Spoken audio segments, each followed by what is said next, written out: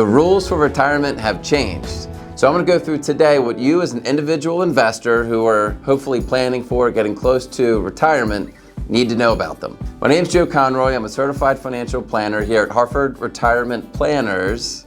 And of the 90 plus different changes that came with the Secure Act 2.0 passed in December of 2022, I'm going to cover 3 that are important for this year, the year 2023, and a handful that we want to be aware of for the future 2024 and beyond.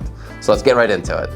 So first up, for 2023, there are higher contribution limits. This one might be one of the most important ones that you know of now in January of the new year. Contribution limits are $22,500 for 401k, 403b, non-simple IRA plans, whereas they were only $20,500 last year. What does that mean? If you want to max out your retirement plan, you're going to want to bump up your contribution limit, and the beginning of the year is one of the best times to do that. If you're over the age of 50, you have a higher catch-up contribution. So instead of $6,500 last year, it's now $7,500 this year. So if you're over 50, you can contribute up to $30,000 through your employer-sponsored retirement plan. That's a big change, and you can put a lot of money away for retirement. Required minimum distributions, or RMDs, because we love our acronyms in this industry. The age has changed. It keeps getting higher. So I get this a lot from clients. It used to be age 70 and a half was when you had to start taking your RMDs. Then it was 72 with the passing of Secure Act 1.0. Now the age in 2023, age 73 is when you begin your RMDs. One thing that I like as a financial advisor is that in the future, that age based on Secure Act 2.0 will push up to 75. Now, should you wait until age 73, 4, or 5 to start taking them when the government mandates them? It's really a tax issue, so you want to work with your financial advisor. A lot of times it makes sense to start taking distributions earlier, even if you don't need them, to help spread out the tax burden. So contact an advisor on that one.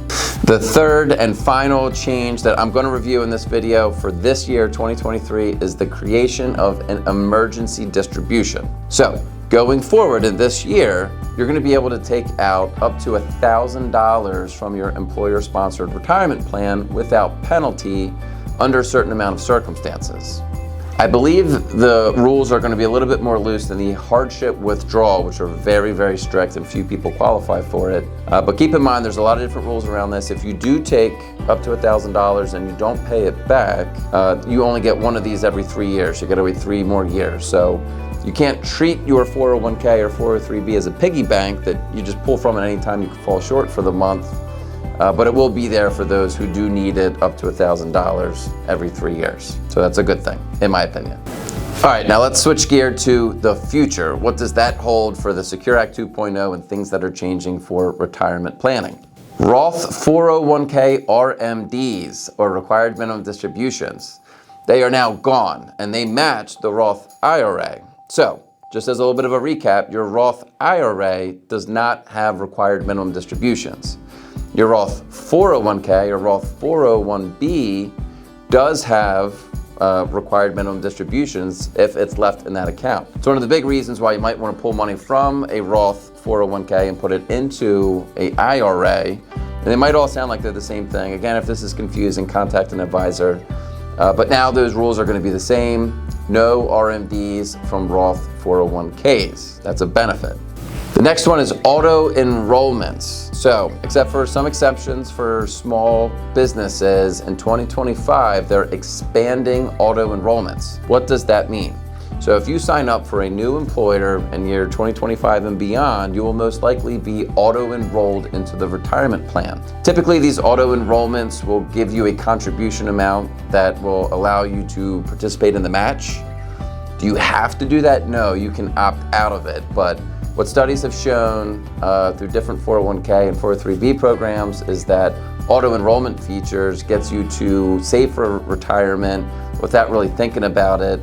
And you don't miss that money because you don't really notice it gone in your paycheck, and of course you always have access to it. It's your money. Auto enrollments are going to be increasing starting the year 2025 and beyond. Student loan payment matching. I don't have all of the fine print on this one. I think this is kind of an evolving, moving target, but starting in the year 2024, if you still have student debt and you want to contribute to your retirement plan, some ability to be able to get matching from your employer based on the student loan payments you make to your student debt, you'll be able to get kind of your cake and eat it too, right? So you want to pay down your student debt, but not at the sacrifice of missing matching from your employer.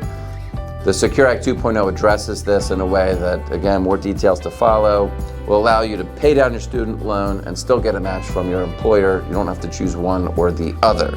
Keep in mind that student loans, as of filming this video, are still on hold until June of 2023. If I were a gambling man, which I am not, I would probably anticipate they might kick that can further down the road, but don't plan on that. Don't quote me on that. It just seems to be the way things are in this environment. 529 rollovers into Roth IRAs. So one of the big questions I get as a financial advisor is, what do I do with my leftover 529 money? So maybe a child didn't need all of the funds, they went to a lesser expensive school than you planned for or saved for, or maybe they didn't need it at all, they ended up going into a trade school, which also does qualify for 529 distributions now. But anyway, you've got this money left over for 529. What do you do with it, right? You used to be able to take it out, or you could roll it to a different beneficiary. This Secure Act 2.0 will allow you to roll it into a Roth IRA. That sounds great. I'm sure there's gonna be tons of YouTube videos touting this great thing. However, it's gonna be so restrictive, I think it'll actually apply to very few people. From what my understanding of this is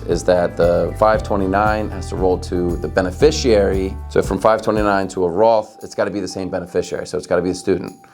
My understanding, and correct me if I'm wrong, is you can't, as a parent, load up this 529 and then just do a monster conversion to a Roth free and clear. There's also restrictive rules where the 529 has to be established for over 15 years. You can only roll over a contribution limit amount, and I think there's a total lifetime max of $35,000. Rules on this are still being clarified. It's very early, but this is supposed to start in the year 2024. We'll know a lot more about this before it gets implemented, so just keep that in the back of your mind. And last but not least, one of the ones that I'm so excited about is a lost and found for 401ks. So within 2 years, the Department of Labor has to come up with a database that's searchable, where if you leave a job, there has to be a way to find some of these old employer retirement plans. I've spent countless hours with my clients tracking down old plans, different companies, they switch providers. It used to be XYZ 401k company, and then company gets bought out, it switch it. It's very complicated, right? We don't want to miss any of this money because it's ours and it's for retirement. So hopefully this database searchable system will help alleviate those concerns. And as investors, retirement planners, you get some of your time back, and us as advisors helping our clients, we get some of ours back too. If you have any questions about how this fits into your retirement plan or any of these things, opportunities, contact a qualified financial advisor. And as always, thank you for watching.